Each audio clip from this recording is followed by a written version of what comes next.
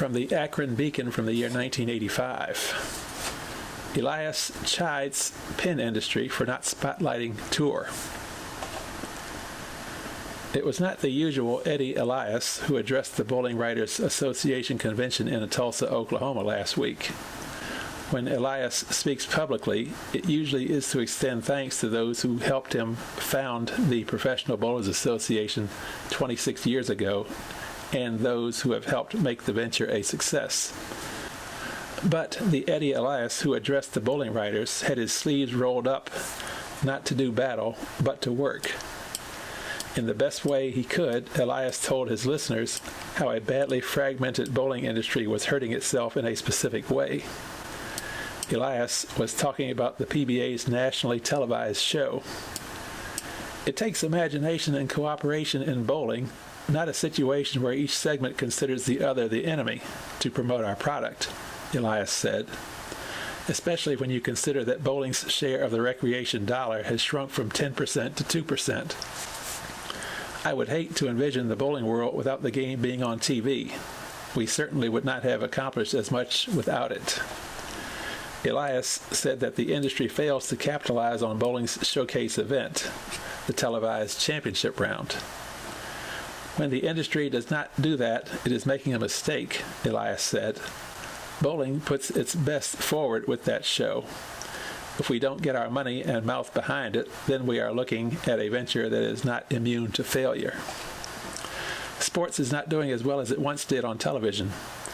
Ratings for most sports are down, and though we still are leading our time slot, the sponsor wants his money's worth in terms of the audience we reach.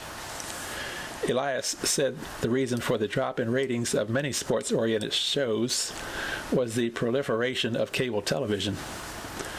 But there is another reason professional bowling is at a disadvantage, Elias said. We cannot generate the gates that golf and tennis can. Therefore, we cannot compete with them. The stadia in which we present our events just cannot accommodate enough people.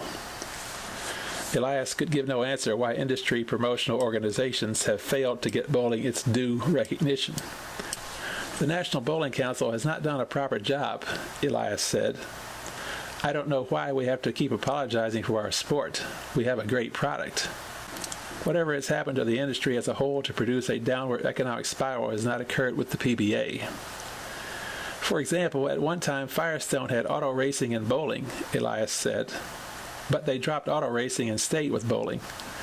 If you get an enlightened person to listen to you about this game, then they understand that bowling is Americana. It is a good product in the marketplace that will get recognition for everyone that participates. Early in our history on television, we established the sponsor concept. Through that concept, a peculiar kind of recognition factor has developed. What once was the Firestone Tournament of Champions is now simply known as the Firestone. When we make friends, they stay with us for a long time. In fighting the drop in ratings, Elias admitted he had to some extent sacrificed money for tenure. For those that may not realize it, Elias said it with a touch of sarcasm, we need television. Without it, we never would have made it. Without it, we cease to exist. That is unlike baseball, football, and basketball. Those are on cable all the time because you can get them for almost nothing. Yet, some cable companies still said they lost money on them last year.